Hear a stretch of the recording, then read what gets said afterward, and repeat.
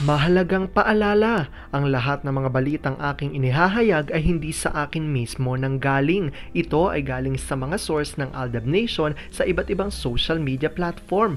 Ako ay tagapaghatid lamang at nagbibigay ng komento. Magandang araw mga Aldab Nation! May panibago na naman po akong update para sa inyong lahat. Pero bago natin ito umpisahan ay huwag niyo munang kalimutan na mag-subscribe sa aking YouTube channel at i-click mo na rin ang katabing bell button para maging updated ka sa mga latest videos na i-upload ko. At kapag umabot na ng 100,000 subscribers ang aking channel, ay may sorpresa ako para sa inyong lahat. Alam kong excited na kayo, kaya naman ngayon, umpisahan na natin ang ating kwentuhan. Ang pag-uusapan natin ngayong araw na ito kung saan sina Alden at Meng araw ngayon ay may bagong proyektong niluluto at ang nakakatuwa pa ay international project daw ito. Tila nagtulong na nga raw sina Alden at Meng para paluguin ang kanilang production company na Myriad. Para daw ito sa future di umano ng kanilang mga anak. Gaano nga ba ito katotoo? Ano ito? At may sapat nga bang ebidensya ang makakapagpatunay rito? Wala alam kung super excited na kayo malaman yan. Kaya naman ngayon ay uumpisahan natin. Ngunit magbasa muna tayo ng mga nakakatuwang post ni My name is Theo01 sa Twitter. Kaya naman wag na natin patagalin pa. At sabi niya sa kanyang tweet, hindi nakikialam si M sa pera ni A. Pero siniguro ni A na kay M at sa mga anak niya mapupunta ang lahat ng pagmamay-ari niya. Hindi rin mabilang ang lihim na tinutulungan niya. Lahat yan ay nagkasundo sila. Kahit ayaw makialam ni M sa pera ni A, nagpapaalam pa rin to pag may gustong tulungan. Minsan nga nagagalit na si A pang hindi ginagamit ni M ang sisi na binigay niya dito. Ba't parang allergy daw si M gastusin ang pera niya? Kung minsan ay ginagamit naman pero halos sa mga bata lang. Paliwanag naman ni M na may pera naman siya. Ang kay A naman na asawa kita kaya obligasyon kita. Kaya itong si A alerto lagi sa mga favorite na gamit ni M, lalo na sa perfume at jewelries. Unahin niya talaga yan pag nasa mall siya o kaya nasa ibang bansa. Si M na naman ang magagalit dahil sa sobrang gastos ni A. Pero syempre na-appreciate niya yon. Ayaw niyang gumastos, si A na lang ang gagastos sa kanya. Alam kong tuwan-tuwa ako kay sa ating binasa pero ngayon pag-uusapan na natin ang ating main topic. Oops, wait lang, saglit lang to. May ipapaalala lang ako para sa mga bago pa lang sa aking channel. Huwag niyong kalimutan na mag-subscribe sa aking YouTube channel at i-click niyo na rin ang notification bell para lagi kayong updated sa mga latest videos na i-upload ko at para maging parte na rin kayo ng aking Fanatics channel family. Well, alam kong super excited na kayo sa ating kwentuhan, kaya naman dumako na tayo sa ating main topic. Gaano nga ba katotoo na sina Alden at Meng ay may bagong proyekto ngayon na niluluto? At ito nga raw isang international project pa. Nagtutulong na nga raw sina Alden at Meng upang palaguin ang kanilang production company para raw ito sa future ng kanilang di umano'y mga anak. Gaano nga ba ito katotoo at may sapat nga bang ebidensya makakapagpatunay rito? Wala alam kung super excited na kayo malaman yan kaya naman wag na natin patagalin pa. Una-una na nga dyan galing sa tweet ni Larry 1973 at ayon sa kanya, so ayan, may international collab project ang Myriad coming this 2025. Kaya pala naglaylo yung si Mrs. at pinaubaya na sa sarsuela ang social media accounts niya para matutukan ng businesses ng F Corporations. Bright talaga ang future ng Fulkerson Jr. fam. Makikita niyo na nga na unang-una pa lang ay natuwa na nga ito dahil parang ginagawa nga ito raw di umano ni Alden at Meng para sa kanilang mga anak. Sabi rito ni Chiclet, kung sila hinahanap at naguguluhan na kung nasaan yung aling maganda, pero ba't ang fandom hindi? Kasi Aldab pa rin.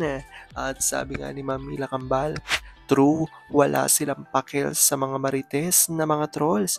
Hindi naman nun mapapalitan ng truth nila. Focus lang ang mag-asawa sa pagpapaunlad ng Myriad Entertainment nila. Something we can support cause it's ZGOC free. Aldab pa rin. At sabi ni JLO, bakit hinahanap ng Armin si M? Ibig ba sabihin noon, hindi sila naniniwala sa mga pics na naga-around the world kuno? Congressman of the 1st District of QC, kasamang wife niya? Sabi ni Helen Bacho, Aldab couple is a plan. Let's ignore Z1 and Z2. This Zarzuelas will eventually vanish after the truth will come out about Aldab plan. At ito nga ang ilan sa mga litrato kung saan sa post nga ng nagngangalang The Scott Atkins, first official still from Death March currently shooting in the Philippines with my long time. At makikita nga rito na ito nga ay shinare ni Alden sa kanilang IG story at ayon dito, something to look forward to next year. Here's an exclusive sneak peek of the Scott Adkins Death March in collaborations with Myriad Corporation. At makikita nyo nga rito na talagang marami alam ko sa inyo ang natutuwa dahil dito sa tila lumalago na nga ang negosyo nga raw di umano ni na Alden at May na Myriad Corporation, which is the production company ito. At naniniwala nga mga Aldab Nation na kahit na si Alden nga daw ang lagi lang nagpo-post nitong production company na nagngangalang Myriad Production Company, ay hindi lamang si Alden ang nagpapatakbo nito kundi pati nga raw di umano si Meng. At kaya naman dahil dito talagang marami ang mga Aldab Nation ang natutuwa dahil tila nasa next level na nga raw ang production company ng May Chard na Myriad Corporation, dahil dati nga alam natin na ang Myriad Corporation ay gumagawa nga lang ng mga content at mga proyekto dito lamang sa Pilipinas katulong ang mga kaibigan ni Alden. Ngunit ngayon nga ay tila nasa next level or level up, kumbaga, 'di ba? Ang business na ito ni Alden at Meng dahil nga raw sa international na ang ginagampanan nito. Pero sabi nga ng ilan, lalo na ng mga Aldab Nation, ay looking forward nga daw sila na sana sa unti-unting paglago nga raw ng production company na ito ng May Chard ay maisipan din nila, di ba?